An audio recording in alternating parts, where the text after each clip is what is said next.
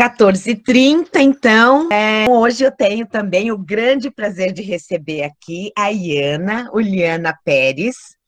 Eu vou falar rapidamente o currículo dela, e depois eu passo a palavra a ela e a apresentação também. Eu não sei, aqui na minha tela, ficou fixa a tela do Lucas. Eu não sei se está aparecendo assim para vocês. Me avisem. Não? Ah, então tá bom. Pronto, agora sim, veio a Iana, perfeito. Então, olha só, a Iana, então, é doutoranda em design aqui no programa de pós-graduação em design da Unesp, tenho o prazer de orientá-la nesse processo, junto com a professora Suzana, também da UEL, Suzana Barreto. A Iana é mestre em design pela UFPR, especialista em gestão estratégica de design pela Universidade Estadual de Londrina e também em moda pela mesma universidade, e graduada também em design de moda pela UEL. Atualmente atua como professora no departamento de design aqui da Unesp, é colega também, ao mesmo tempo que é orientanda, aluna também é colega, e isso muito nos alegra, né? Porque eu acho que também essa vida dinâmica da universidade, que ora somos alunos e ora professores, isso é muito bom. E também ela atua na especialização em moda, comunicação e mercado da Unopar, Universidade do Oeste do Paraná, não é isso, Iana? Acho que é do Norte do Paraná. Do Norte do Paraná, desculpa, então, a Universidade do Norte do Paraná. É pesquisadora, então, membro do laboratório e do grupo de pesquisa em design contemporâneo. O grupo de pesquisa chama-se Design Contemporâneo, Sistemas e Objetos e Cultura, pela Unesp, pelo CNPq, né? Também ela participa do grupo de pesquisa em Design, Sustentabilidade e Inovação, que está ligado à Universidade Estadual de Londrina, a UEL. Tem experiência e interesse nas áreas de design para sustentabilidade, design de transições, open design, design de moda, zero waste fashion design. O título da palestra, então, é Prática e Pesquisa em Design para Sustentabilidade. Iana, seja muito bem-vinda. Palmas aqui para a Iana mesmo, aqui à distância. E a palavra é sua, por favor. Eu só gostaria que você posicionasse, Ana, se você prefere que as perguntas sejam feitas só no final, ou se pode ser uma coisa dialogada, se as pessoas tiverem dúvidas, se elas podem perguntar durante a palestra, comentários, e assim vai. Por favor. Pode ser durante, até porque a ideia... O que eu preparei está mais para uma conversa do que uma palestra em que foi falado, então, se for dialogado, acho mais interessante. Perfeito. Eu vou compartilhar. Então, a palavra é sua, Iana. Está aparecendo? Não. Não? Ainda não. Para mim, agora sim. Gente, também eu só vou pedir uma gentileza para aqueles que estiverem participando, enquanto a Iana estiver falando, por favor, mantenham os seus microfones desligados.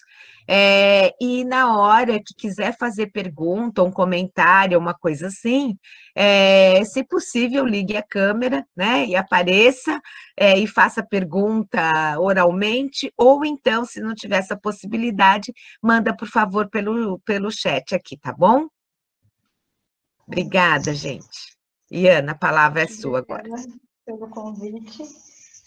Assim como eu assisti a minha palestra anteontem do João Raposo, eu me inspirei um pouco na abordagem dele, então é algo assim, bem mais subjetivo que eu vou apresentar para vocês. Então, eu vou falar assim de prática, de pesquisa em design para sustentabilidade, mas sob a minha perspectiva, sobre a perspectiva da minha própria história, né? Aí lidando com essas três questões. Então, eu vou falar um pouquinho da minha vida, de como eu cheguei nessa questão de carreira acadêmica, de como eu cheguei no design, e de como entrou a sustentabilidade, de como isso foi evoluindo ao longo dos anos, e vai acabar permeando um pouco aí da influência que eu tenho forte de moda, mas que moda já não é mais meu foco principal de pesquisa, né? Minha pesquisa agora é design e sustentabilidade, e depois eu vou explicando um pouquinho por quais caminhos eu fui seguindo.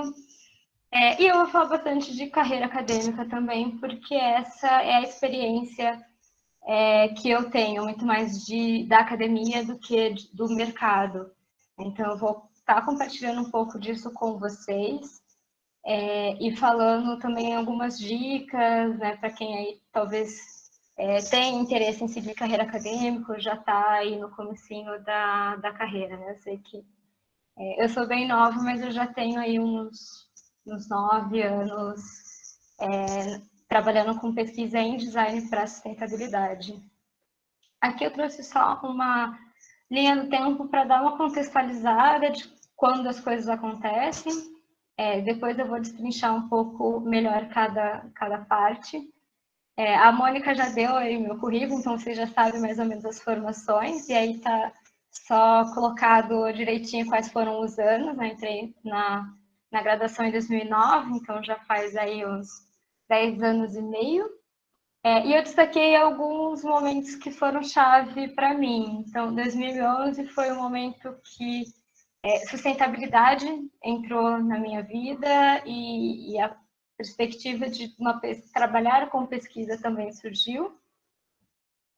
2013 foi minha primeira experiência dando aula, super iniciante, né? Tinha acabado, eu não tinha nem um ano de formado e já tive uma experiência dando aula.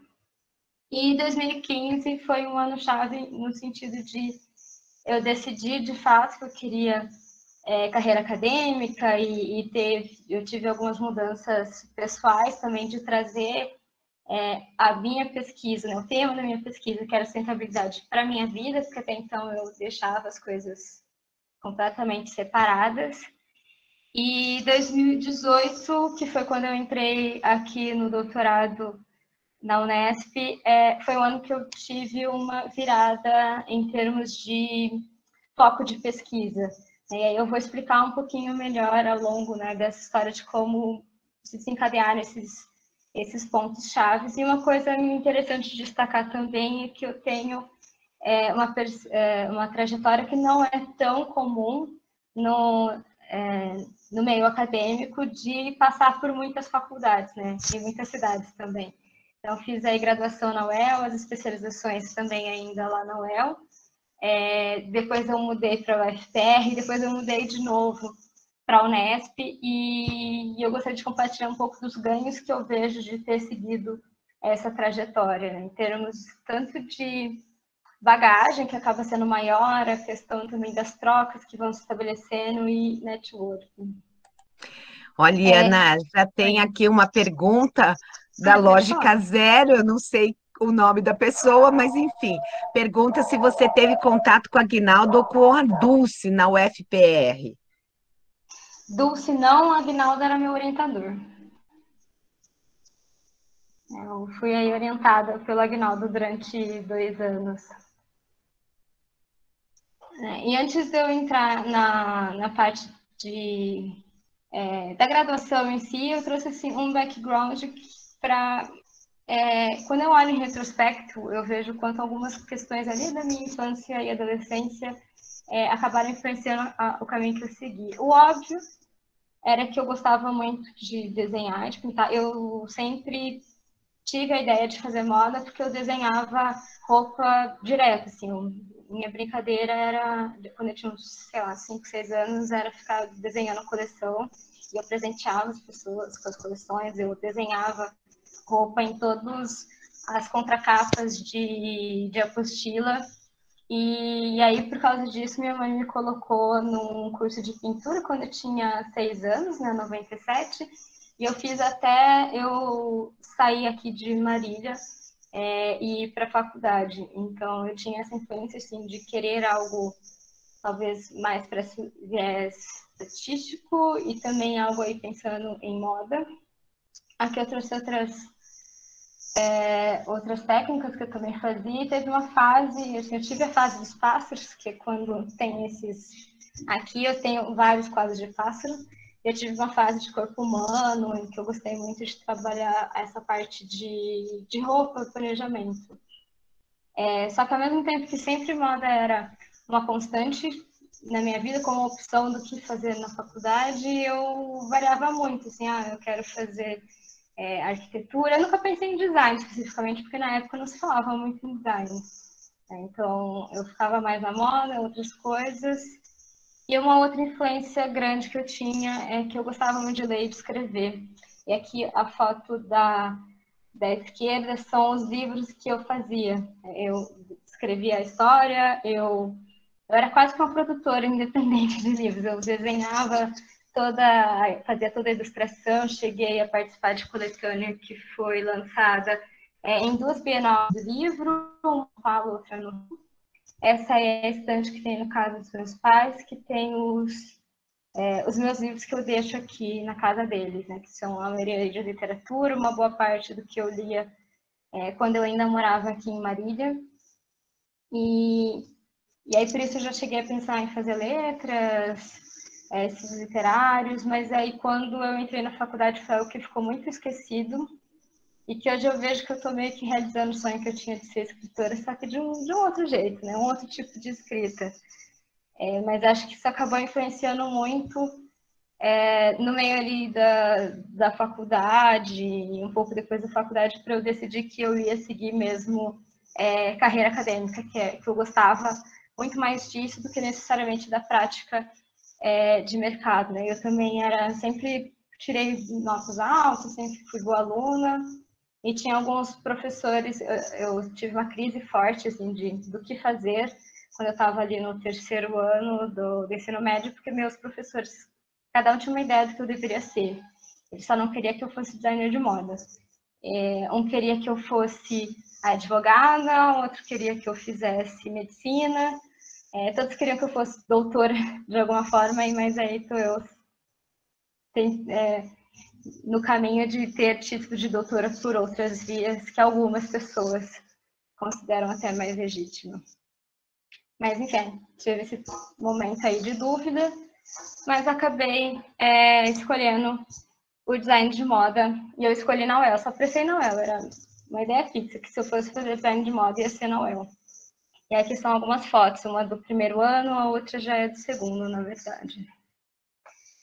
E uma coisa bem interessante da UEL é que a gente trabalha com projetos integradores, acho que ainda é assim, né? A gente trabalha com projetos integradores todo ano, e dependendo do ano são os 2 semestres. Então, reúne todas as disciplinas para fazer um projeto, e quando eu estava no 1º ano, o projeto tinha a ver com sustentabilidade. Então, a gente tinha de usar algodão orgânico, que tem algodão, como chama? Algodão cru, e tinha de fazer tingimento natural, tinha de modelar e dar textura nele de formas artesanais. E esse foi o primeiro contato que eu tive com sustentabilidade na moda, de uma maneira assim, bem incipiente. Quando eu fiz, assim, eu peguei o último ano de design de moda lá na UEL, que não tinha uma disciplina de sustentabilidade. Então, a sustentabilidade ela vinha em uma disciplina ou outra, mas não existia uma disciplina própria, semestral, que é o que acontece hoje, né?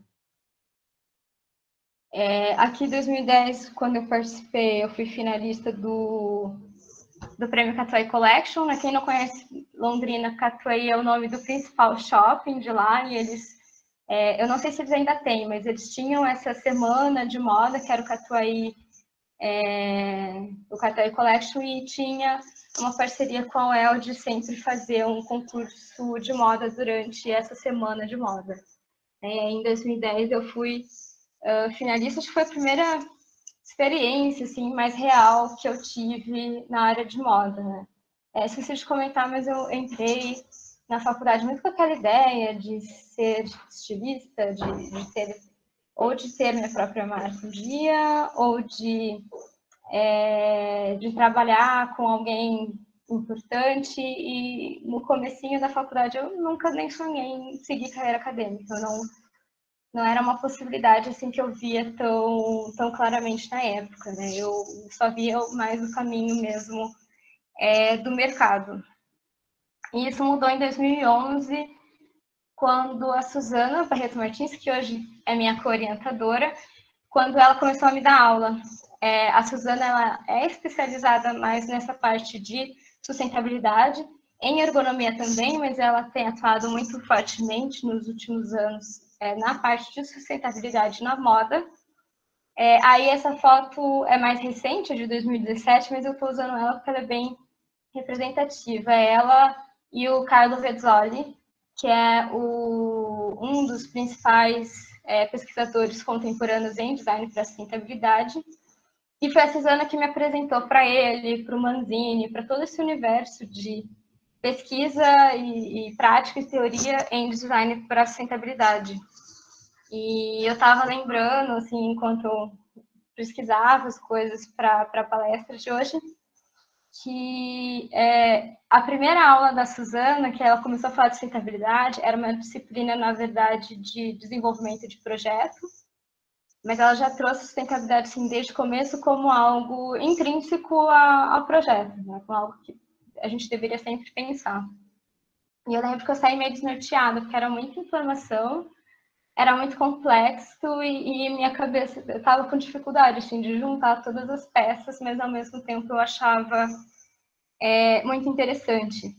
E aí, lembrando disso, eu tenho até eu fico mais empática, assim, com os alunos que às vezes eu jogo, hoje em dia, um conteúdo de sustentabilidade, algo até mais complexo do que ela me passou. E aí eu lembro como eu fiquei meio desnorteada no começo já.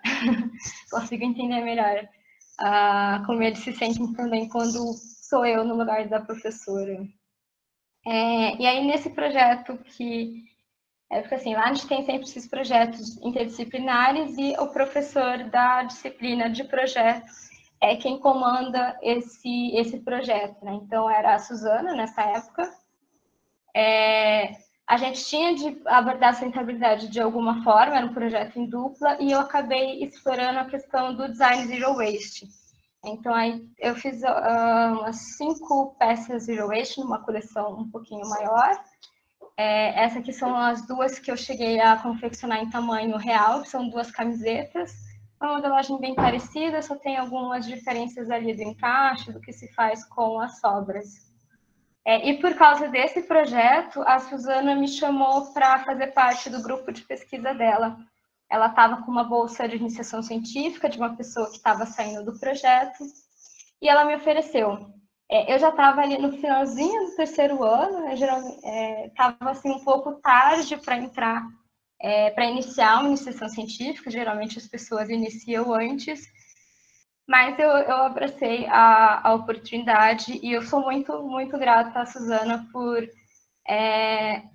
ter visto ali um potencial em mim, no projeto que eu apresentei na graduação, porque acabou mudando muitos rumos da minha carreira.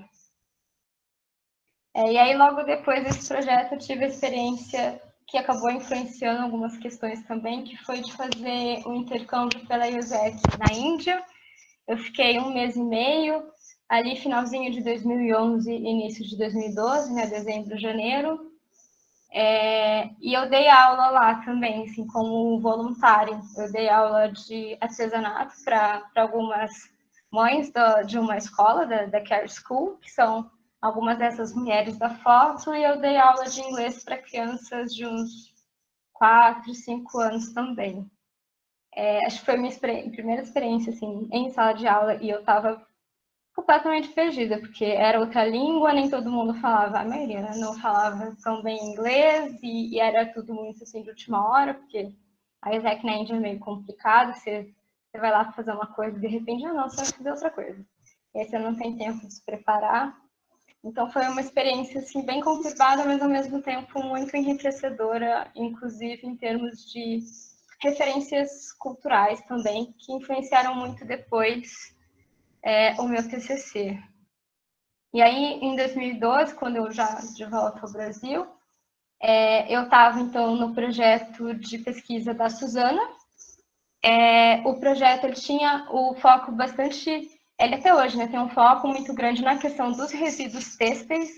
Londrina é um polo de confecção de vestuário e o principal impacto ambiental da indústria de confecção especificamente, né, sem considerar que a indústria têxtil, outras etapas do processo, o principal impacto da confecção é realmente a produção aí de resíduos têxteis. Então, o foco do projeto era esse, até hoje, né, mudou um pouquinho só a abordagem, e A gente tinha essa parceria do projeto com uma empresa de confecção de vestuário fitness de Londrina, que ela é bem tradicional, essa empresa, uma empresa de médio porte, que para o cenário de Londrina é relativamente grande. E aí a Suzana conseguiu estágio para mim nessa empresa, para já estar trabalhando junto. A questão de eu fazer o estágio obrigatório, que lá na UEL, quando a gente está no 4º ano, a gente tem que chama estágio de imersão. No 4º ano a gente não tem aula, é só TCC e estágio. Então a gente consegue fazer um dia inteiro de estágio, por exemplo, que foi o que eu fiz lá nessa empresa. E aí eu fiz toda a parte assim, de pesquisa, de como era o processo produtivo todos deles, como era a geração de resíduos. Eu mapeei onde que eram gerados resíduos, a quantidade de resíduos que eram gerados, como eles faziam a separação, que na verdade não faziam, e daí teve toda essa parte de auxiliar a estabelecer uma forma de fazer essa separação de resíduos. E a gente fez alguns projetos também de reaproveitamento dos resíduos para fazer material, para fazer produtos promocionais. Então, aí tem alguns colares que foram para o Dia das Mães e uma embalagenzinha que era para um presentinho de Dia dos Namorados. Então, tudo isso feito com os resíduos deles e aviamentos que estavam parados. Essa embalagenzinha, ela usa aquele tubo dos rolos de tecido. Então, eu acabei trabalhando muito também, estabelecendo, tanto na parte de criação desses produtos, de fazer a peça piloto deles, de depois coordenar a produção desses produtos, tudo isso durante o estágio. E depois eu fiz o meu TCC em parceria com essa empresa, então era uma coleção de moda fitness, voltada para o público dessa empresa, e eu fiz toda a coleção Zero Waste. Então, e aí tem alguns exemplos de duas peças, tem aqui do lado, não sei se dá para ver, porque é bem fina a linha, mas tem aí a diagramação do molde, de como é o corte, e com o que ainda sobrava de resíduo, né? Porque quando se trabalha com infesto, né, que é você sobrepor várias camadas de tecido para cortá-las junto, o que às vezes acontece é de o rolo de tecido não ser regular, na maioria das vezes não é. Então a largura ela varia um pouco, muitas vezes ela acaba ficando menor, então tem de deixar uma margem de segurança para não correr risco aí de uma parte do molde não ser cortado, justamente por ter essa irregularidade. Então, eu projetei todos os moldes pensando nessa margem e projetei esses acessórios para usar essas margens que iriam sobrar. E aqui vocês podem ver que eu tive muita influência do intercâmbio que eu tinha feito. Então, o tema da minha coleção era a Índia, mais especificamente o Festival das Cores, né, o Holi. E aí eu consegui assim, dar um embasamento por causa de tendências da época, né, para escolher esse tema. Mas foi algo que norteou muito, assim, eu juntar várias coisas que estavam acontecendo na minha vida nessa coleção. Aqui a apresentação, na época a gente fazia as apresentações de TCC fora da UEL, a gente alugava algum espaço, fazia desfile, acabava tendo um pouco mais de cara de evento do que de uma semana de apresentação de TCCs comuns. Hoje eu sei que voltou a ser nas salas da UEL, até porque dava um trabalhinho, né, um gasto, enfim. Foi bem interessante, mas assim, quando eu acabei a faculdade, eu tive aquele momento de, e agora, o que eu vou fazer? E eu ainda estava muito incerta de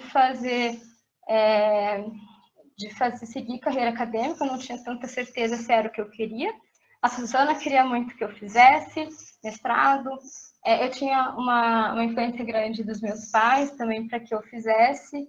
A única coisa que eu sabia é que eu queria continuar trabalhando com sustentabilidade, que era algo que assim, entrou muito no meu inconsciente e eu não conseguia mais visualizar trabalhar em moda sem abordar a sustentabilidade, e isso até acaba sendo impeditivo para se trabalhar em qualquer empresa de moda, né? Porque ia haver aí um conflito entre as minhas convicções e o que está sendo praticado pela indústria. E aí, nesse meio tempo, enquanto eu não sabia muito bem o que fazer, eu comecei essa especialização na UEL em gestão estratégica de design, e, em paralelo, eu fiz um MBA em gestão de negócios na Faculdade Pitágoras, lá em Londrina também. E aí, durante esse ano, eu desenvolvi a ideia de fazer a minha própria marca. Então, eu fiz todo o projeto de final de curso voltado nisso, de projetar a marca. Comecei, ia ser uma marca de camisetas, ia ser zero waste, o foco é ser estamparia, e aí seria estamparia digital. Só que nesse processo todo, eu fui percebendo que eu não tinha uma personalidade muito própria para empreender. A Fletcher e Gross, que são duas autoras na área de moda sustentável, elas colocam assim, alguns papéis que os designers de moda podem assumir, né, num cenário de sustentabilidade, que são, por exemplo, o empreendedor, comunicador, o ativista, o educador. Então, por um tempo, eu achei que eu deveria ir pela linha do empreendedorismo, né, que já que não tem muita opção de marcas que já trabalham com sustentabilidade para eu me inserir como funcionária, eu pensei que eu deveria, então, montar a minha própria marca. Só que aí, nesse processo, e outras coisas também foram acontecendo que me mostraram que não, que o meu caminho era mais esse de ser educadora e ser também pesquisadora. Mas esse foi um período que eu aprendi muito sobre design. Assim, eu já tinha uma base boa de design da graduação, mas assim, nesses 2 anos, o que eu vi na especialização e o que eu li também me enriqueceu muito em termos de conteúdo de design, de gestão de design e até de sustentabilidade, porque foi um período que eu usei para ler o máximo de coisas possível. E eu fui seguindo, ainda pesquisando em paralelo sobre design zero waste, ainda publiquei alguns artigos na área. E aí, 2013, como eu já falei, foi o ano que eu comecei eu iniciei assim minha carreira como professora. Acho que isso foi no primeiro semestre, então era muito recente de eu ter acabado a graduação, entrado na especialização, e surgiu essa oportunidade de dar a disciplina de gestão de negócios para uma turma do técnico em design de imóveis do Senai de Arapongas. Arapongas é um polo moveleiro lá no Paraná, e foi uma experiência muito boa no sentido de eu ver que eu gostava muito daquilo, que eu gostava de dar aula, mas eu também vi que eu não sabia, não fazia nem ideia do que eu estava fazendo ali, porque eu não tinha bagagem suficiente, eu não tinha nenhum conhecimento de estratégias de ensino-aprendizagem. Foi tudo muito rápido, porque eles estavam querendo um professor para ontem, então eu não tive tempo de me preparar. E foi aí que eu percebi que se eu quisesse mesmo seguir a carreira de professora, a carreira acadêmica, eu ia precisar me preparar mais para isso. E como eu também tinha a intenção de ser pesquisadora, eu decidi me preparar por meio do mestrado e das oportunidades de estágio docente que a gente tem aí na pós-graduação stricto sensu. Só que ainda demorou um pouquinho para eu decidir que estava na hora de fazer mestrado, que ainda estava seguindo em paralelo com a ideia de empreender. Em 2014, 2015, eu fiz a especialização em moda na UEL, e no trabalho final dessa especialização, eu fiz uma pesquisa com a Bianca Baggio. Oi, Mônica, você tem alguma coisa para falar? Opa, deixa eu ver aqui. Não, no chat não, mas talvez alguém queira perguntar? É que eu ouvi o microfone abrindo.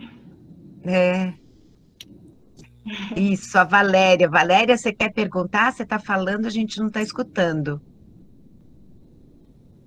Valéria Komatsu.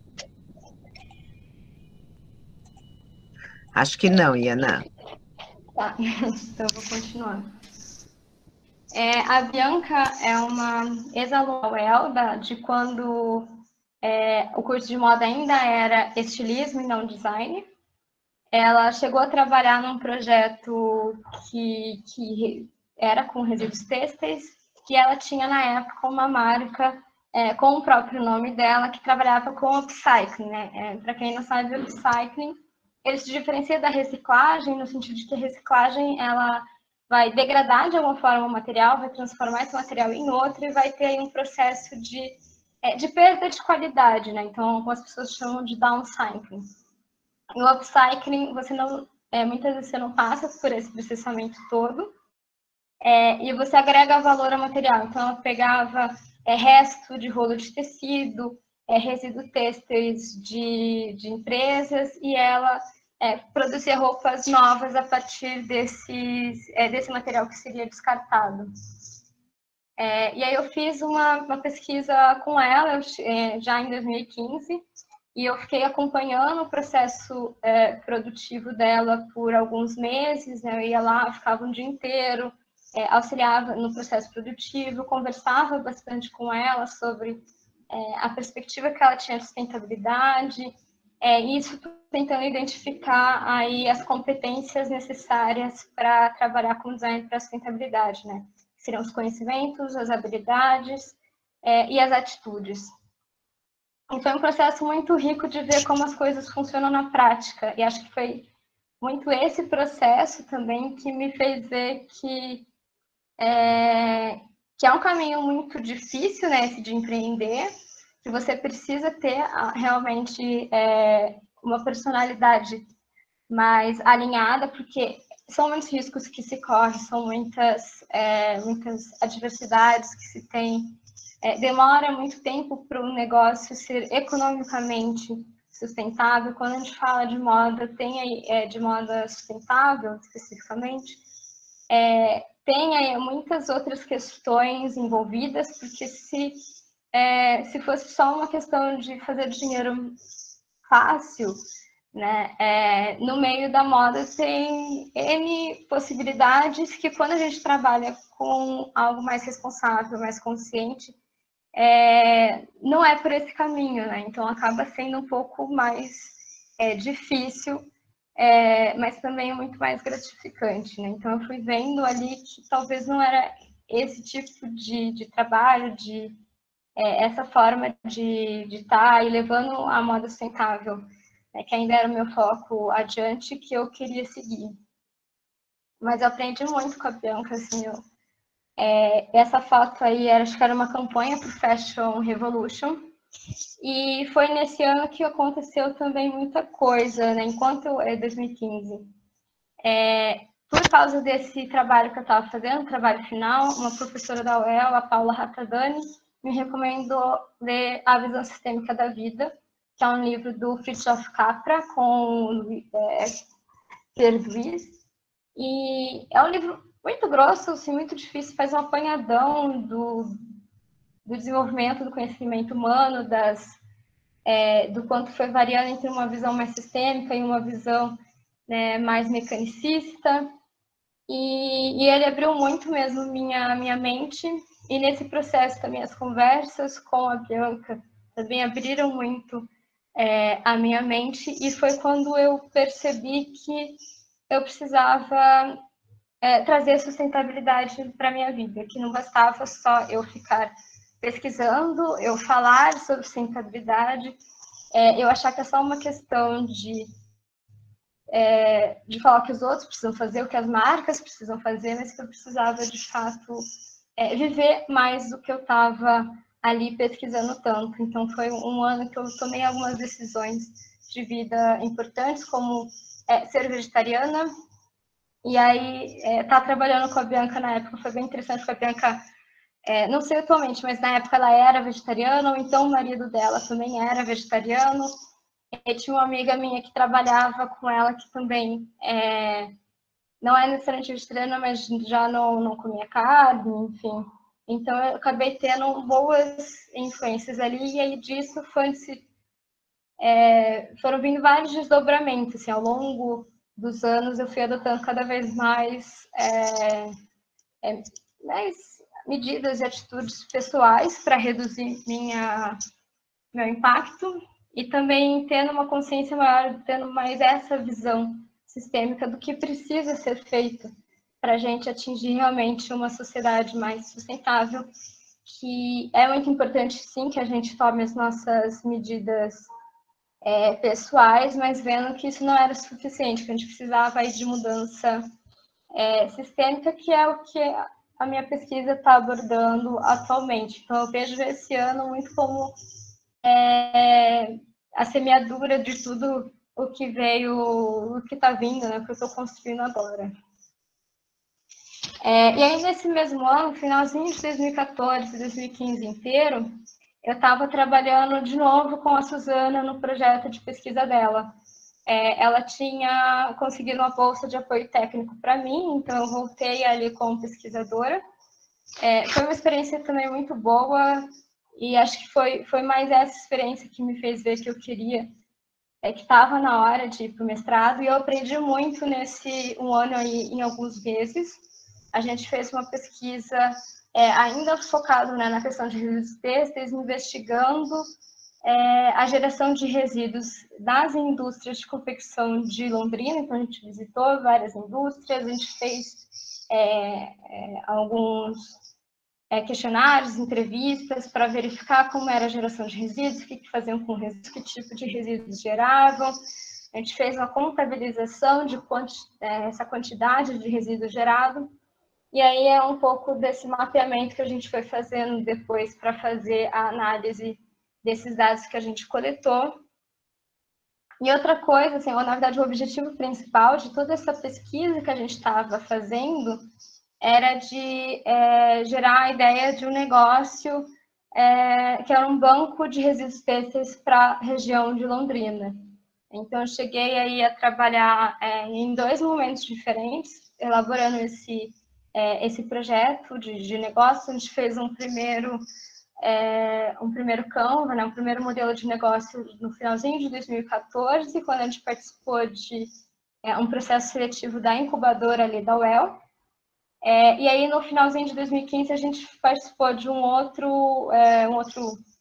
oportunidade, que era um projeto, um prêmio do Instituto Ashoka com a CIA, se eu não me engano.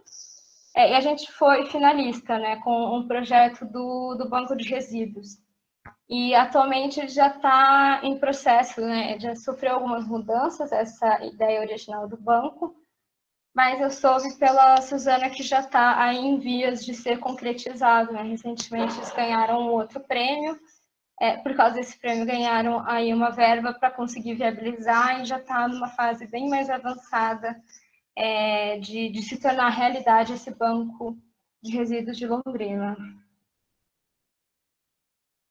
E aí eu entrei, então, em 2016 no mestrado em design, e foi o ano que eu mudei de área de pesquisa, porque até então, né, eu estava muito focada em resíduo têxtil, zero waste, essa questão muito específica, né? E aí eu fui, ao longo do mestrado, ampliando. Só que eu entrei no mestrado para fazer um projeto sobre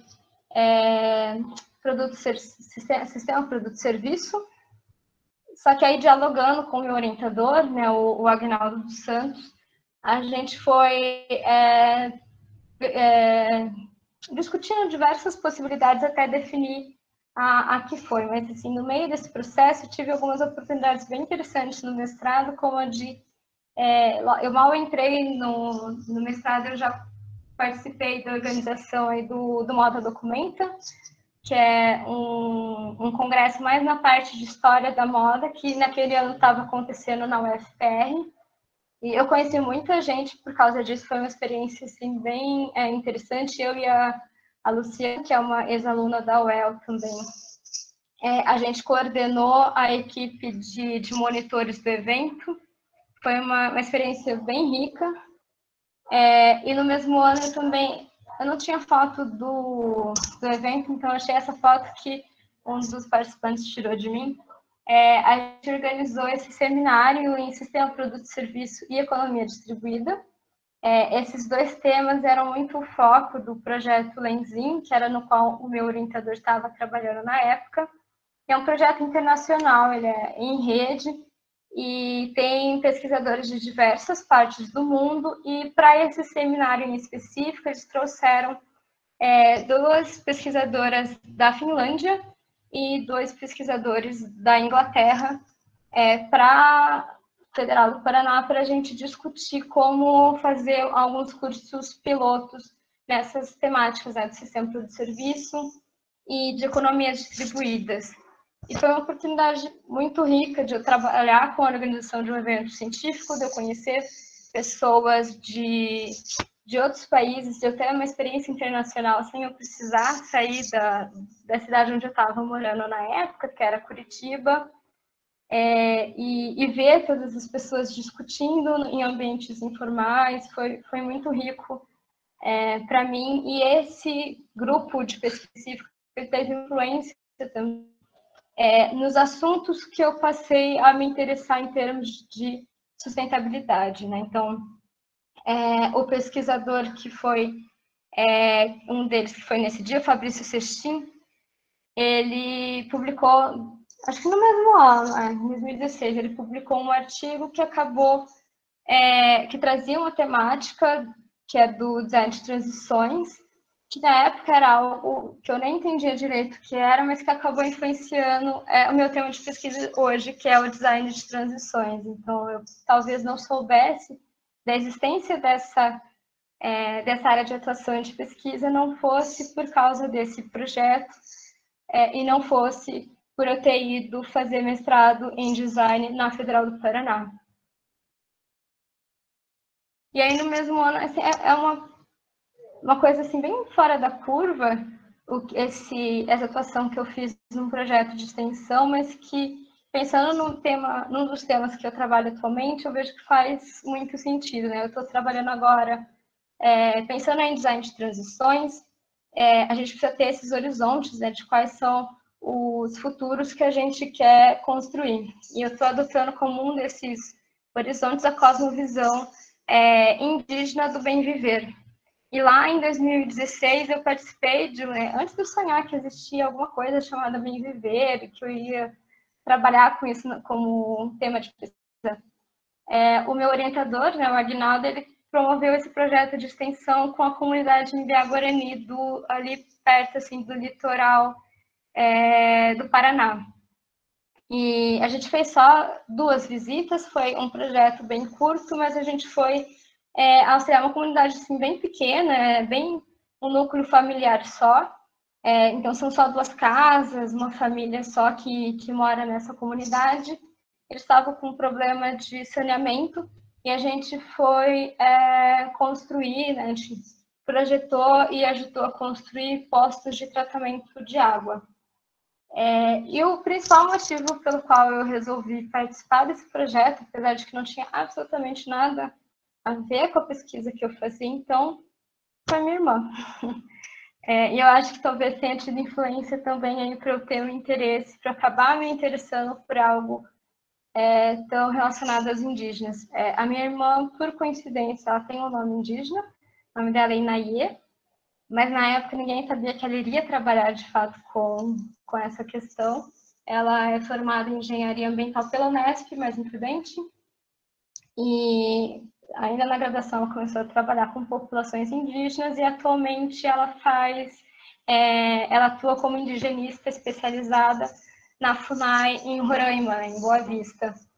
E a minha principal motivação de entrar nesse projeto foi muito disso, dessa relação minha com ela, né? Irmã mais velha, né? A gente sempre admira, ela foi a primeira pessoa da família a ter mestrado, então acho que essa parte pessoal acabou tendo muita influência em algumas questões da minha vida profissional também. Mas voltando aí para o mestrado, né, ainda não falei qual foi o foco que eu acabei tomando. Nessa questão toda de trabalhar ou com sistema produto-serviço ou com economias distribuídas, Ao longo do estágio docente que eu fiz lá na Federal do Paraná, junto com o Aguinaldo, a gente decidiu focar na questão do Open Design e da fabricação digital, como uma forma de a gente conseguir uma economia distribuída, né? Uma produção distribuída e também um design distribuído. Ou seja, a pessoa pode baixar um arquivo que foi gerado globalmente, ela pode produzir aquilo localmente, né? Distribuído um pouco mais nesse sentido. E a gente deu a primeira disciplina de moda da Federal do Paraná. A Federal do Paraná ela tem só produto e gráfico, né, assim como a Unesp, mas não tem nem sequer professores que abordam moda. Então, foi a primeira disciplina ofertada ali, né, com esse foco. Aqui eu trouxe o projeto de um trio de alunas, que é tudo cortado a laser, em neoprene, e elas fizeram um produto zero waste.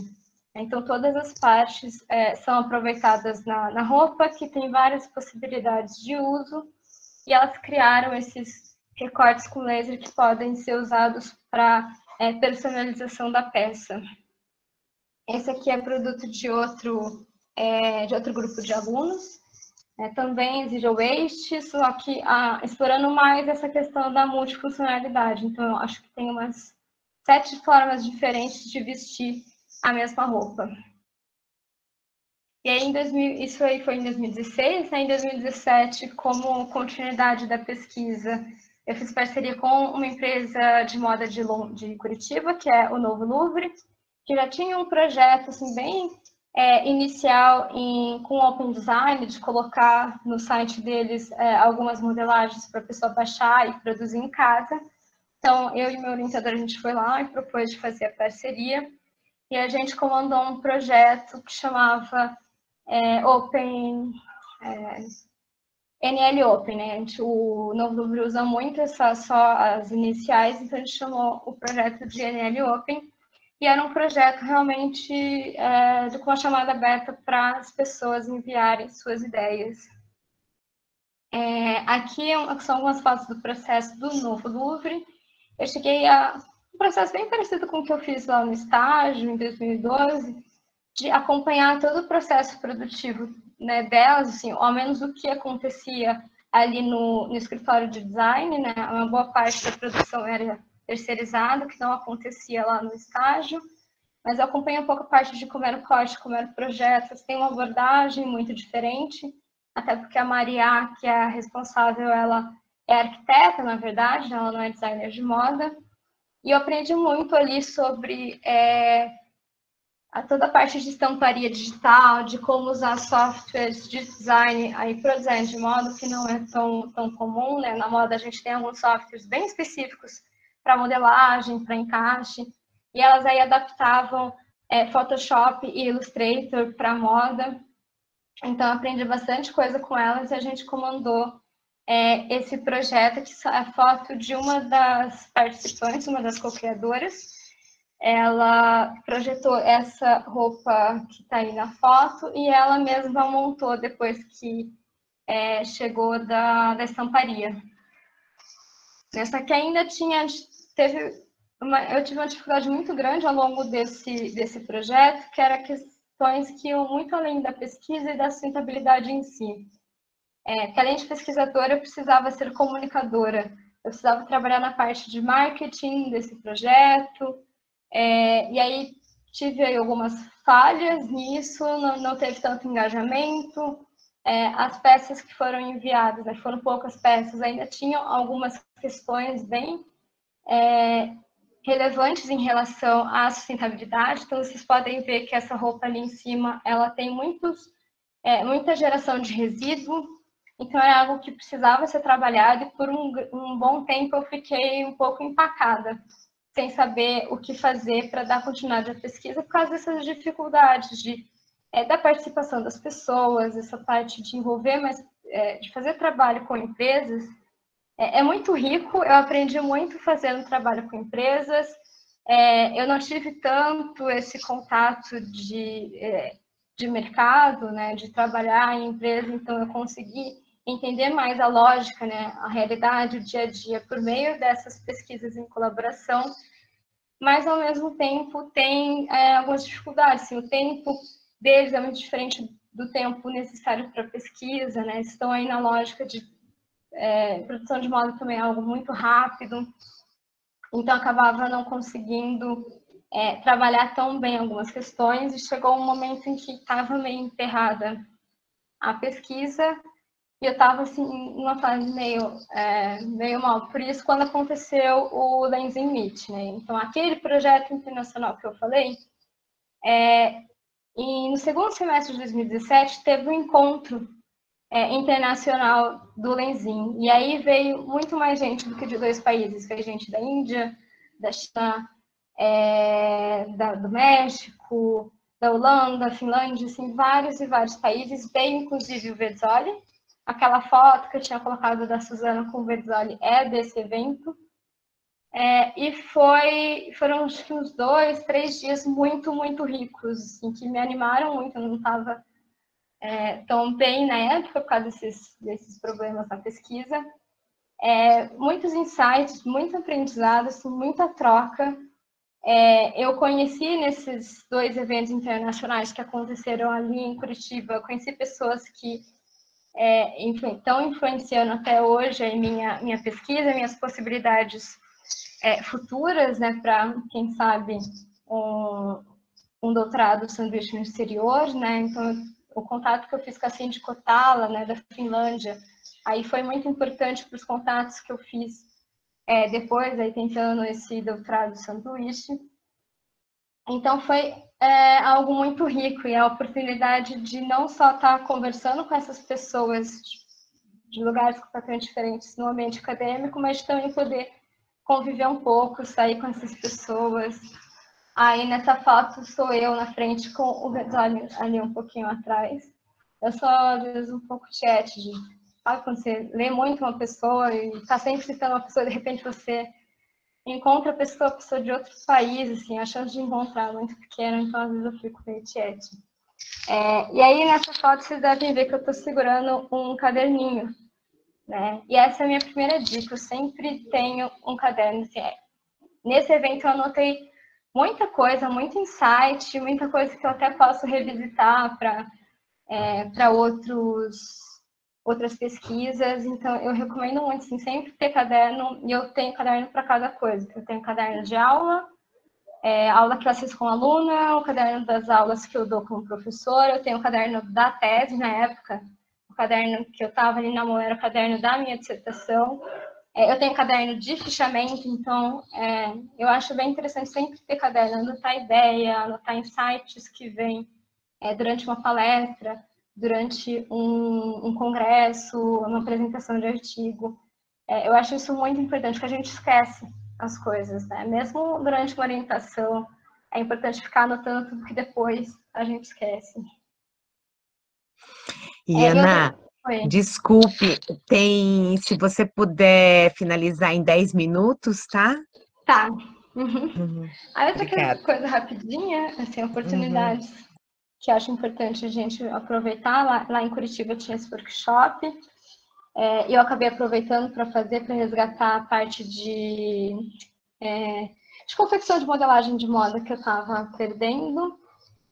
Aqui eu falei, né, que eu estava bem perdida em relação a como fechar a dissertação, e veio a oportunidade de fazer um workshop a convite de uma aluna da UFPR, né, durante uma semana acadêmica deles, e foi esse contato aí que acabou desenrolando e eu consegui fechar a dissertação.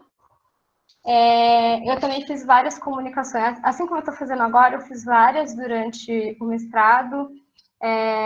Eu acho isso muito importante, da gente levar essa comunicação acadêmica para fora da academia. Então, eu organizei vários eventos junto com o Novo Louvre também, para um outro público que não é necessariamente acadêmico. Aqui são alguns produtos do mestrado.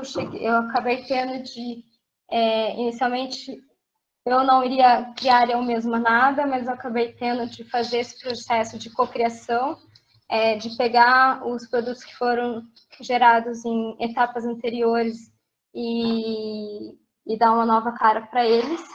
Aqui é a defesa, a Suzana foi minha banca, a Mônica está ali na outra foto da qualificação, mas ela também foi minha banca. E foi um contato muito importante para eu estar aqui hoje sendo orientada por ela. Aqui essa foto eu já estava no doutorado, mas por causa desse projeto todo ali da UFPR, do Lenzin, eu acabei sendo coautora de um dos livros dessa série que eles estão lançando, já tem 4 livros, vai sair o 5º muito em breve. E aí, aqui em relação ao doutorado, uma questão que eu acho interessante apontar, que eu entrei querendo dar continuidade para a pesquisa do mestrado, né? Trabalhar com open design, trabalhar com moda, porém dar um foco em ensino. Aí no primeiro ano, como eu emendei tudo, tipo, eu fiz a minha defesa em fevereiro, em março já começaram as aulas, eu tive de fazer a mudança, enfim, foi bem loucura. Eu acabei tirando um tempo para ler mais, era uma coisa que eu não tinha feito muito no mestrado, então eu decidi ler mais no doutorado, ser mais organizado do que eu tinha sido também. E aí nessas leituras, né, principalmente nessa leitura da Angela Davis, do Liberdade é uma luta constante, eu fui vendo que eu queria mudar o meu tema de pesquisa, que eu queria fazer outro tipo de leitura, que eu queria trazer outra carga de discussão, inclusive, para a minha tese. Aqui só uma dica, né, falando em leitura, de rabisquem mesmo, grifem, façam marcações, façam fichamento de livro, porque isso, de livro, de artigo, de tudo, porque isso é muito importante para a gente assimilar o conteúdo, em termos realmente de aprendizagem, e depois facilita muito na hora de consultar, da gente lembrar onde que estava escrito qualquer coisa assim, que a gente está buscando.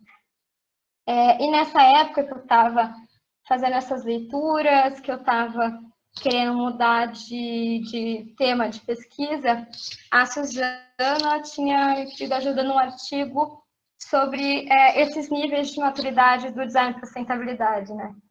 Que aí vai desde algo bem pontual, que requer pouca mudança e tem pouco impacto em termos de redução de impactos, né?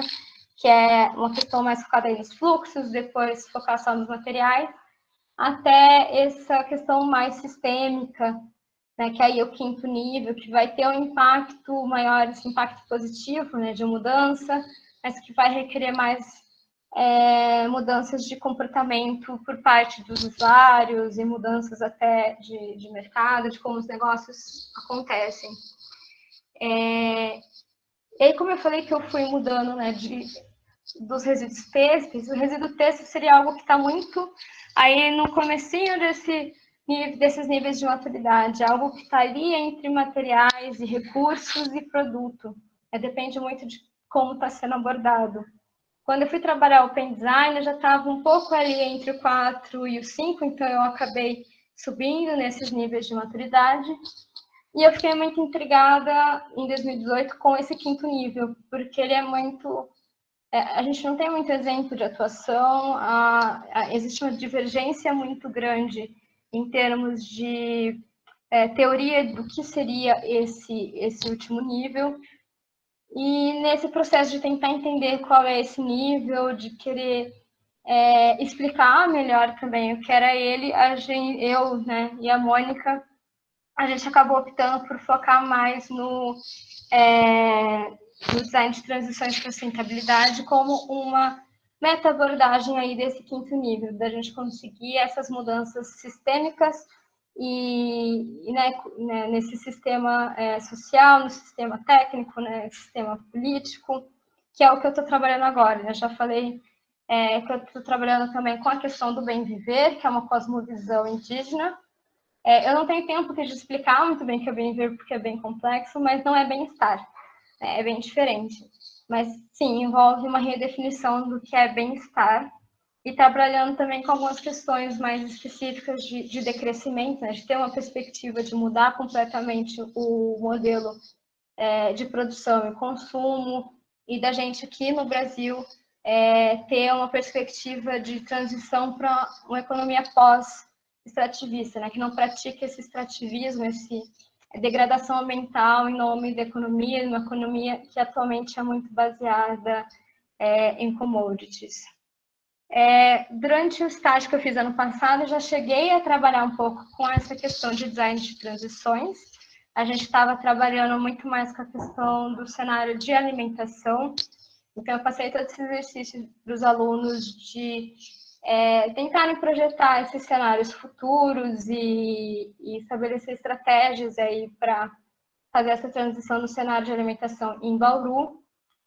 E disso teve um grupo de alunos, né? Aqui são só 3, mas tem mais 2, que eles acabaram dessa disciplina, desse projeto, gerando uma ideia de um aplicativo, de uma startup que chama Despensa, e que ganhou o primeiro lugar nesse concurso da Sicredi para, acho que jovens inovadores, se eu não me engano. Então, já tem aí alguns resultados interessantes de eu trazer essa perspectiva da minha pesquisa e da minha visão de design e de sustentabilidade para a sala de aula, porque às vezes é algo bem difícil, porque nem todo mundo entende, né? Eu já falei que, assim como eu fiquei meio desnorteada com toda a carga de conteúdo, alguns alunos também ficam meio perdidos, mas aí tem alguns ganhos bem interessantes. Isso aí é uma foto de um congresso que eu participei ano passado, que era ainda referente ao LENS, era internacional, acontecendo em várias cidades do mundo, 5 cidades ao mesmo tempo. E aqui um outro simpósio de design sustentável com a Suzana. Eu acabei desenvolvendo uma boa parte da minha pesquisa já mais voltada para essa questão de publicação científica, né, de publicação de artigo, ora para congresso, ora para periódico. Aqui, novamente, eu acabei aproveitando uma oportunidade de fazer uma disciplina aqui do programa de pós, que era em inglês, até para eu treinar o inglês. E aí, por sorte, eu pude resgatar esse conteúdo de moda que eu acabei deixando de lado para ter essa perspectiva realmente mais sistêmica de design, né? Sem pensar em design gráfico, design de produto, design de moda, pensar no design de uma maneira mais generalista. E aí também, ano passado, tentando romper essas barreiras da academia, tentando me envolver mais com questões coletivas, né? Tentando criar um coletivo socioambiental para atuar aqui em Bauru. A gente chegou a ter algumas ações, inclusive manifestações. A Mônica cedeu o Lab Design para a gente fazer uma oficina de cartazes, mas infelizmente com a pandemia a gente está numa fase de hiato. Aqui eu dei aula esse ano em Projeto 1, né? Participei de parte da produção dos projetos para a biblioteca da Unesp, né, para a identidade. Aqui eu coloquei uns que foram finalistas, que foram os únicos que acabaram realmente tendo aula de Projeto 1 comigo durante aí essa fase. E atualmente eu estou trabalhando, né, como professora em Projeto 1 mais no diurno, né? Eu tinha dado só para o noturno. A gente precisou pensar outro projeto que já tinham feito da biblioteca, e aí eu resgatei essa questão da minha pesquisa. Tem a parceria com o Mutirão do Bem Viver, que é um projeto socioambiental de âmbito nacional, mas aqui a gente está focando mais na atuação da setorial de São Paulo. Eles trabalham muito com a agroecologia, com a questão de, no futuro, fazer hortas e cozinhas comunitárias. E a gente está trabalhando muito mais num sentido de design de transição mesmo, de pensar esses futuros, né? O que é o futuro de uma sociedade do bem viver, e como o design pode estar atuando para promover isso por meio de intervenções urbanas. Está sendo bem desafiador trabalhar isso agora, em meio à pandemia, trabalho remoto, uma disciplina condensada, mas está sendo bem interessante essa oportunidade de trazer esse tema de pesquisa para a sala de aula e ter esse diálogo com os alunos e verificar como respondem também a esses temas, as dificuldades que a gente encontra para fazer essa projeção de cenário futuro, às vezes é muito difícil a gente planejar esse futuro de longo prazo e não se deixar restringir pelas limitações do atual sistema, né? Conseguir realmente pensar em algo que seja disruptivo, que seja uma mudança radical. Então, é isso que eu preparei um pouco para falar de mim, para falar um pouco também de design de sustentabilidade. Esse seria o cenário em que eu faria essa palestra se eu estivesse na minha casa, então eu coloquei ele aí só para ficar marcado. E aí, só para finalizar, eu queria falar que o que eu trouxe aqui é muito mais de... Tem essa questão dos níveis de design, de maturidade, design de sustentabilidade, isso a gente vê tanto na forma como as pesquisas foram se desenvolvendo ao longo do tempo no geral, como até na forma como a gente vai entendendo sustentabilidade. É muito raro a gente entender tudo de uma vez, porque é muito complexo. Às vezes a gente tem medo de passar por essas etapas de algo muito mais pontual, até a gente conseguir ir trabalhando com as questões sistêmicas, mas é sempre muito importante a gente estar aí com a teoria, a pesquisa e a prática atuando em conjunto. E Ana, muito obrigada, viu? Palmas aí para a distância para a sua palestra. Eu acho que você faz um panorama muito bom. E a gente já tem aqui alguns comentários, algumas dúvidas. Primeiro, aqui a Juliana Colucci falou, né, do que é um super livro mesmo que você apresentou, um livraço, né, da Angela Davis. Depois a Amanda Miranda comenta aqui que foi incrível sua trajetória e essas mudanças de visão que são pessoais, impactando na sua pesquisa e na sua atuação. E aí o João Pedro Sgarbi Porto pergunta, faz uma questão assim, olha, de uns anos para cá, parece ser crescente o número de pessoas que se intitulam vegetarianas, veganas, sustentáveis. Você, como pesquisadora de sustentabilidade, acha que o interesse de empresas, sejam de moda ou não, em seu próprio impacto ambiental, é genuíno ou apenas influenciado por esse público que parece vir crescendo ao longo dos últimos anos? Você pode responder agora? Eu vou trazer... Tem um livro que chama Consumo de Ativismo, em que acho que ele é bem recente, acho que é de 2018. Elas falam um pouco dessa diferença entre consumidor de ativismo, que é essa pessoa que às vezes vai meio que na onda das coisas, mas ela não está refletindo tanto, e tem a pessoa que seria um consumidor ativista, que é aquela pessoa que é ativista e que daí por esse ativismo vai ter mudanças em termos do que vai consumir ou não, que é a pessoa que vai fazer um boicote a uma empresa que não é sustentável, no caso de vegetarianos, que vai fazer boicote a empresas que testam em animais. Então, tem essas duas vertentes. E, de uma maneira geral, assim, é meio difícil a gente ficar generalizando, mas, por exemplo, se a gente pegar o exemplo do veganismo, a gente tem cada vez mais empresas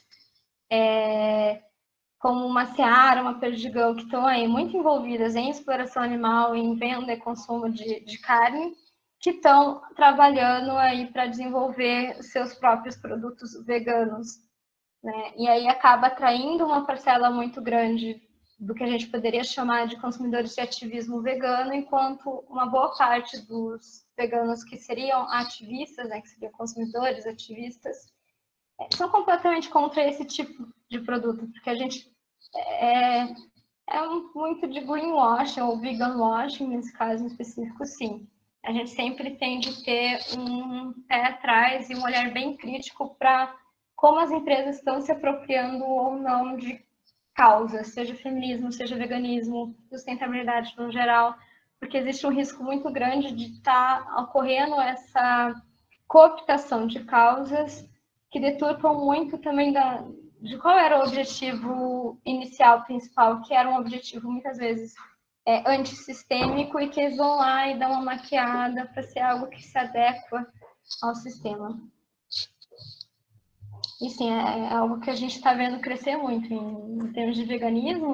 Mais recentemente eu sou vegana também, então acabo vendo, acompanhando muito isso, mas acontece em vários setores quando a gente pensa em sustentabilidade, né? Tem muitas pessoas que falam até que a gente precisa ou mudar o termo, tipo inventar outro termo no lugar de sustentabilidade, ou simplesmente, o que é até mais poderoso, eu acho, ressignificar o que é sustentabilidade, porque a gente está falando tanto nisso que vai perdendo o significado original, vai ficando algo muito atrelado a esse sistema, e isso corre risco de acontecer com o bem viver, por exemplo, né? A gente já está vendo acontecer um pouco disso, apesar de ser algo mais recente. Olha, várias pessoas aqui, Ana, no chat dando os parabéns, a professora Cássia, a Valéria Komatsu falou que é uma excelente palestra, muitas palmas, Rafael Antônio, parabéns pela palestra, Ivan, Caroline, feliz de saber da tua trajetória. Estamos aqui também com a professora Wendy, bem-vindo, Wendy Montes, do México, e está dando saudações lá de Oaxaca, que foi nossa palestrante semana passada, né? Pedro Sgarbi, Ivan Barbosa. Tudo bem, Wendy? Muito prazer, grata. O Ivan também comentou que gostou muito da sua palestra, admirando a jornada profissional, e como atual aluno de design gráfico, quero seguir a área de moda para a criação, modelagem e editorial, e queria saber se você acha que mestrado e especializações acadêmicas são válidas para quem quer seguir essa área mais comercial, passarela, moda fashion mesmo, né? Sim, eu nunca tinha pensado nisso. Eu sei que tem um mestrado profissional em Santa Catarina, não lembro exatamente a universidade. Acho que talvez seja até uma opção mais interessante para depois seguir essa linha do que talvez um mestrado mais acadêmico, né? Que aí vai muito mais para a parte de pesquisa, mas depende muito de como vai estar atuando, né? Do quanto quer se aprofundar na pesquisa, do quanto quer realmente essa parte mais de aprofundar o conhecimento para estar aplicando na prática. Outras pessoas também, Isabela Souza, Valéria Barbosa, falando que arrasou, muito bom. A Isabela que amou o projeto inspirado na Angela Davis. A Amanda Miranda fala que acha que existe essa diferença entre usar esses novos produtos como só um acréscimo, que não muda as bases de funcionamento das empresas e serve só para absorver novos mercados. E um acolhimento dos novos públicos por causa das mudanças dos sistemas. Quando os produtos sustentáveis, entre aspas, ela coloca, vêm como adicional, eles não são parte de uma atuação sustentável e responsável de fato. Né? E a Gabi fala que ontem também, ela falou isso com a professora, ainda mais sobre o caso da KFC, que está desenvolvendo um frango em impressora 3D. Mudar do consumo de pasto e áreas de criação de gado por plantações em massa e moniculturas para poder ser vegano, também entre aspas. O Geraldo fala que é uma palestra maravilhosa. Alguém mais, gente, quer comentar e quer falar diretamente, abrir a câmera? Eu estou vendo que a Valéria Barbosa está com a câmera aberta aqui. Valéria, quer comentar? Quer perguntar? Cristina Portugal dando os parabéns também.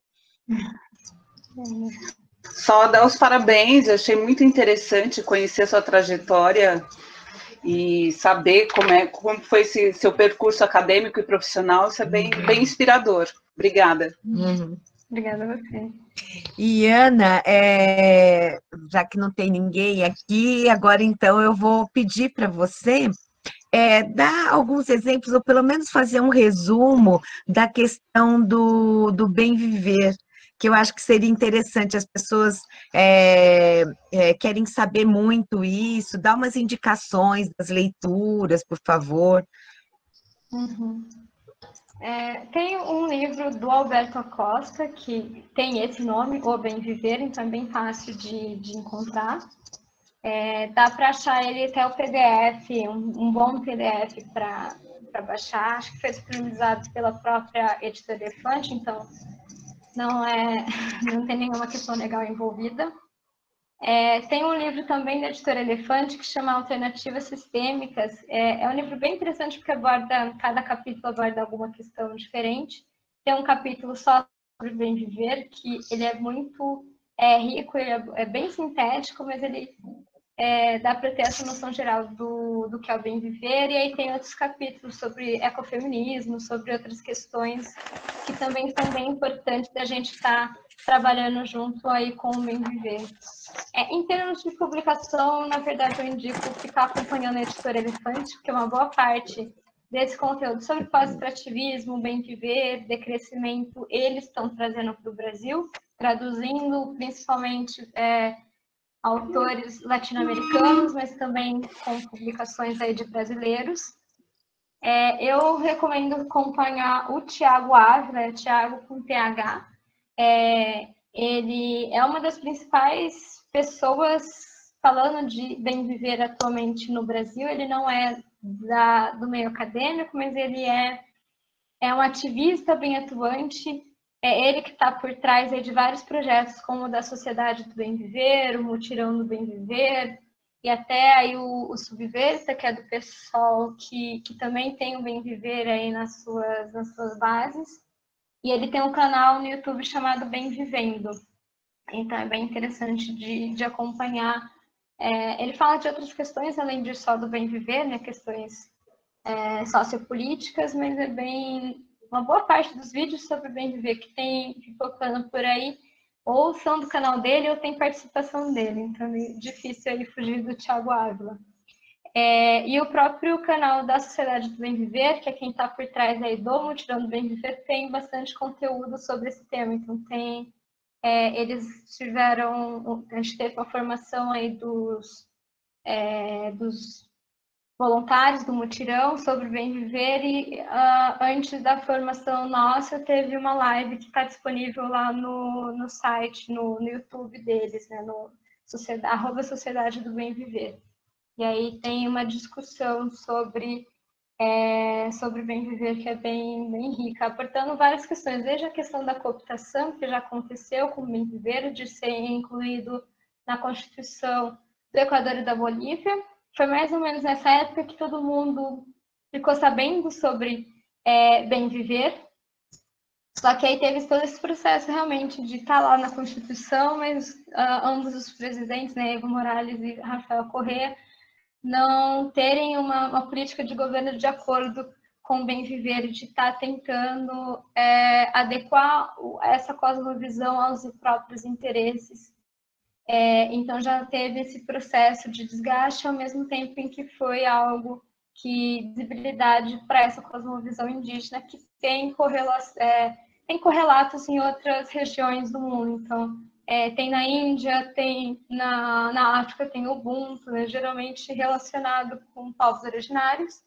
E aí, para a gente, dos meios urbanos, a gente precisa encontrar aí o que seria o nosso bem viver, né? De não necessariamente apropriar o que é dos povos originários tal como eles colocam, mas também tendo cuidado de não fazer uma apropriação indevida, né? E aí mudar completamente toda a carga, não tanto só teórica e conceitual, mas até em termos assim de ideais de vida, de cosmovisão mesmo, de como a gente se vê a relação entre nós como comunidade e entre nós e a natureza também. Uma característica bem importante do bem viver é de romper essa lógica antropocêntrica, essa separação sociedade, cultura e natureza, e de estabelecer outras relações aí de produção, de consumo, relações com a natureza, relações com com questões políticas, então é uma cosmovisão mesmo, né? É bem amplo. Ai, bacana, Iana, obrigada, viu? E olha, a Juniele Ferreira também está comentando, dizendo o seguinte: a palestra me motivou ainda mais sobre a sustentabilidade.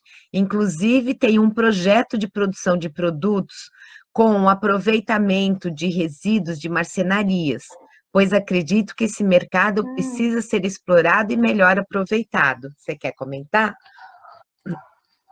Acho que apesar de eu ter feito todo esse processo de mostrado de quanto a gente precisa ampliando até questões sempre mais sistêmicas, essas questões que a gente poderia chamar de mais pontuais, elas não deixam de ser importantes. Então, enquanto a gente tiver resíduos sendo gerados, a gente precisa de pesquisas e de projetos que estejam dando algum destino para esses resíduos. Então, são sempre bem-vindas iniciativas nesse sentido. Aí a única questão que a gente precisa ter cuidado eu estou falando de uma maneira geral e não que ela vá tomar esse caminho, mas de não ter uma visão muito romântica de que a gente vai conseguir reciclar e reaproveitar as coisas eternamente, que a gente vai fechar esse ciclo, a gente precisa realmente reduzir a quantidade de resíduos que a gente gera, a quantidade de coisas que precisam ser recicladas. E aí, falando em cooptação, a gente sempre tem que ter cuidado com como as pessoas acabam adotando a ideia da circularidade.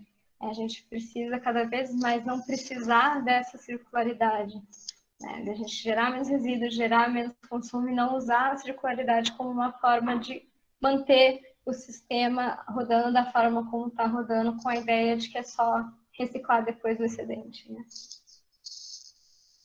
Bacana. E a Valéria Barbosi, daí eu vou já considerar aqui como última pergunta, depois se houver mais perguntas ou dúvidas, por favor, vocês podem enviar e a gente passa para a Iana, mas a Valéria pergunta o seguinte: se a moda tem mais facilidade nesse aspecto, eu acredito que ela esteja se relacionando a reaproveitamento, enfim, para atuação, né? Reciclagem, assim vai. É isso, Valéria? Relativamente. Reaproveitamento e atuação sustentável. A gente tem algumas possibilidades de atuação, mas moda especificamente é uma área que falar de sustentabilidade é mais difícil. Porque o ciclo de produção, o volume, é uma lógica muito mais complicada, né? Então, tanto que quando a gente fala moda, muitas vezes tem essa conotação negativa de um ciclo rápido, de algo que vai ser descartado logo, e muito da obsolescência programada que a gente reclama tanto aí do que acontece no design de uma maneira geral, tem muitos autores que associam isso como vindo da moda, né? De ser uma lógica que veio aí do setor da área de moda para outras áreas de produção e de consumo. Então, por um lado, tem essa dificuldade de trabalhar a sustentabilidade na moda, até porque esse ciclo, é muito difícil a gente romper o ciclo rápido, e aí num ciclo rápido é muito difícil de abordar qualquer questão de sustentabilidade, porque é mais complexo, exige mais tempo, tem a dificuldade de ser um setor que utiliza muita mão de obra precarizada, então a competitividade em termos de preço de produto ela é sempre muito difícil, né? Porque fazer um produto mais sustentável, um produto ético na área de moda sempre vai ser um produto que vai custar mais caro que uma fast fashion, que não pagou direito os trabalhadores, que tem um produto de baixa qualidade, um material de baixa qualidade que vai estragar logo. Então, tem essas dificuldades. Em termos de reaproveitamento, é fácil em termos, assim, tipo, a grande dificuldade é que a gente não consegue escala quando a gente pensa em reaproveitamento dos resíduos têxteis. Então, quando pensa em upcycling, geralmente são peças únicas, então necessariamente vai acabar tendo de trabalhar aí com slow fashion, muito mesmo zero waste, é difícil de ter uma escala de produção em massa, porque aí vai ter várias questõezinhas que vão estar restringindo, cortar várias peças de uma vez, por exemplo, conseguir várias peças iguais. E a gente não tem sistema atualmente de coleta e separação de resíduos têxteis, a gente não tem sequer um sistema de reciclagem também que seja nacional. Então, muitos resíduos têxteis vão parar em lixões, não deveriam, mas vão. As empresas, o que a gente viu até em Londrina, as empresas elas não fazem a separação correta, e isso tudo vai dificultando muito a gente já conseguir realmente pegar esse resíduo e aproveitar. Tem até alguns estudos mostrando que apesar da gente produzir muito resíduo têxtil aqui no Brasil, tem muita gente que importa, porque é difícil de encontrar o resíduo, né, tipo, separado, certinho, bonitinho, sem ter sido misturado com lixo, sem ter sido contaminado. Então, empresas que utilizam resíduo têxtil como matéria-prima acabam importando de fora. Então, tem essas dificuldades. A Elisa Faria Pereira, lá de Passos, que é professora também, ela está falando que a sua trajetória é muito legal e a pesquisa também, obrigada por compartilhar com a gente. E a Bárbara Drius também está falando, muito bom, legal conhecer a sua trajetória. Realmente, acho que a Iana traz coisas muito importantes para a gente pensar, né? Para a gente se especializar, se informar.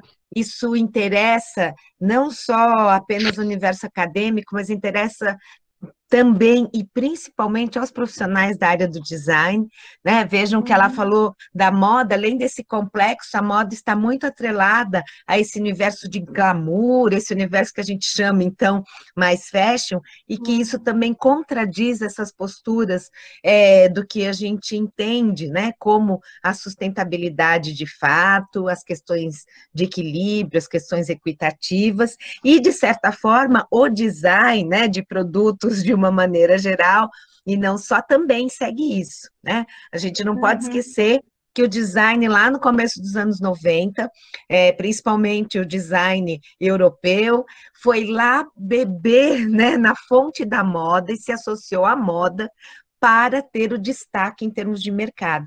Então, acho que são coisas importantes para a gente refletir e repensar, né, sobre as nossas ações e a nossa responsabilidade perante a sociedade, perante o futuro aí, principalmente, né, e a coisa se agrava mais agora, justamente por esses tempos difíceis que nós estamos enfrentando e vamos enfrentar daqui para frente, né? Então, acho que a ideia é trazer essa consciência mesmo. E eu fico muito feliz, lisonjeada por a Iana participar aqui, e tenho que falar que também a maior admiração que eu tenho pela atuação dela e pela dedicação dela e a responsabilidade, o aprofundamento.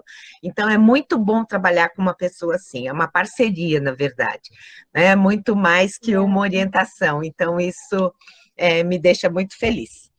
Bacana, gente. Olha, precisamos fazer um intervalo para as pessoas fazerem um café. Iana, parabéns, muito obrigada pela participação. Palmas para você, sinta-se abraçada aí. Muito obrigada a todo o público participante, atento, participativo, os comentários, as perguntas, agradeço muito. E nos encontramos aqui daqui a pouquinho, às 16h30, com a palestra do Gustavo Piqueira, da Casa Rex, tá bom? Olha, Ana, no chat continua aqui muitos elogios. Ah, que bacana. Olha lá, muitas palmas. Gente, obrigada, Ana, um grande beijo. Até daqui a pouco.